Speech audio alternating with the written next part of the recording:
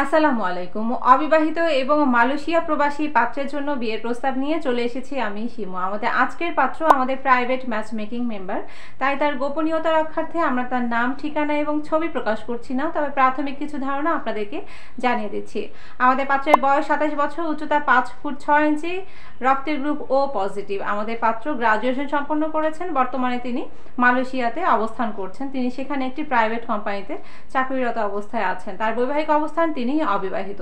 আমাদের পাত্র ধার্মিক। চলুন আমরা জেনে নিই আমাদের এই অবিবাহিত পাত্র তার নিজের জন্য কেমন জীবনসঙ্গিনী চাইছেন। পাত্রীকে অবশ্যই ইসলামিক মাইন্ডের হতে হবে। পাত্রীর বয়স হতে হবে 25 থেকে 28-এর মধ্যে, উচ্চতা হতে হয় 5 ফুট 4 থেকে তার উপরে। ইউকে অথবা ইউএসএর সেটেলড পাত্রীরা আমাদের এই পাত্রের জন্য প্রস্তাব করতে পারেন। পাত্রী অবিবাহিত হলে ভালো হয়, তালাকপ্রাপ্ত অথবা বিধবা পাত্রীরাও আমাদের এই পাত্রের জন্য প্রস্তাব করতে পারেন। আপনাদের সন্তান থাকলে গ্রহণযোগ্যতা পাবে। শিক্ষাগত দিক থেকে এইচএসসি অথবা গ্রাজুয়েশন সম্পন্ন পাত্রীরা আমাদের এই পাত্রের জন্য প্রস্তাব করতে পারেন।